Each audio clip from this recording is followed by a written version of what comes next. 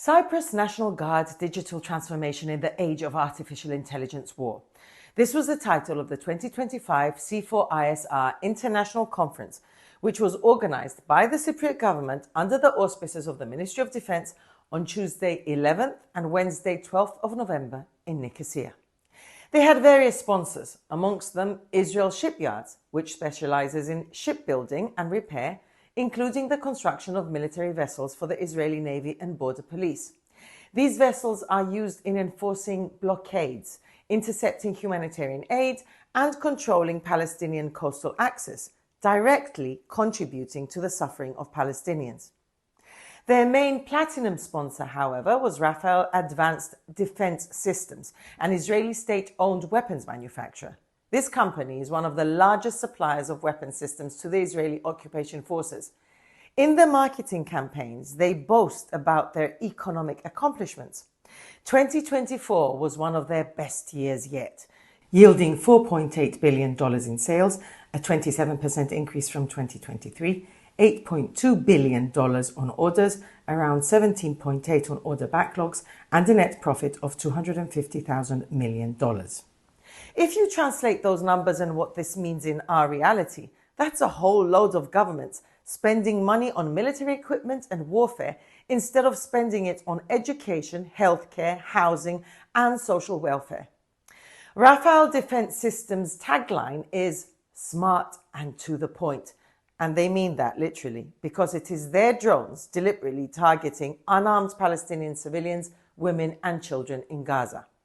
The Israeli Spike Firefly is one of their products, and this video was released in July 2025 as part of their marketing campaign.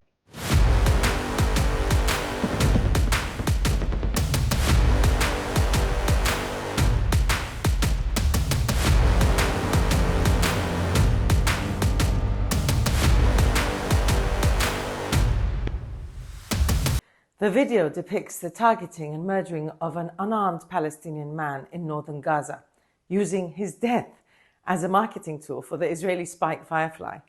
After facing backlash online, Rafael Defense Systems removed this video from their social media accounts. Not because they care, not because they have a conscience or feel in the least bit that they are not just contributing, but are responsible for a genocide. They removed the video after realizing that this was evidence of a war crime and that they risked losing the funding they received from the Horizon Europe program.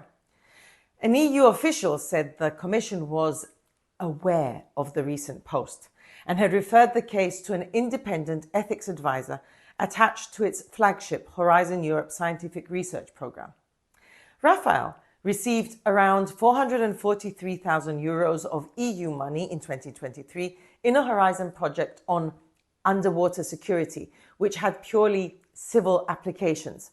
The Israeli Defense Ministry received €100,000 and Tel Aviv University received $299,000 from the same project. This is the same Israeli state-owned arms company which disbanded its UK subsidiary following an investigation by investigative journalists at Declassified UK. The investigation found that the company, Rafael UK, was giving money to an all-party parliamentary group, APPG, a breach of rules in the British Parliament. Shortly after they published this expose in July, the company took its entire website down, and now Rafael will close its UK subsidiary entirely. This same company that was proven to be funding this particular all-party group in the British Parliament was the main sponsor of this conference organized by the Ministry of Defense of Cyprus. Given that under the pretext of national security regarding defense spending at the level of Parliament there is extreme secrecy, while at the level of the public sphere there is a veil of complete obscurity, a very serious question arises. Are specific economic and political interests in Cyprus served by giving a platform to this company? And if so, who is benefiting? What interests are being served, and in what way? Rafael Defense Systems had at least 3 presentations at the conference in Nicosia, including one titled The Spike Family, Enhancing Survivability and Lethality Through Technology. That this focus on lethality was presented immediately after the opening speeches by President Nikos Christodoulidis and the Defense Minister Vasilis Palmas is no coincidence. It is a stark reflection of how a company complicit in arming and enabling the slaughter of countless Palestinians while shamelessly turning their suffering into a marketing strategy is being given a platform and legitimacy by the very government that should be condemning such actions. In doing so, the Cypriot government makes itself complicit in normalizing and endorsing Israel's ongoing crimes against humanity.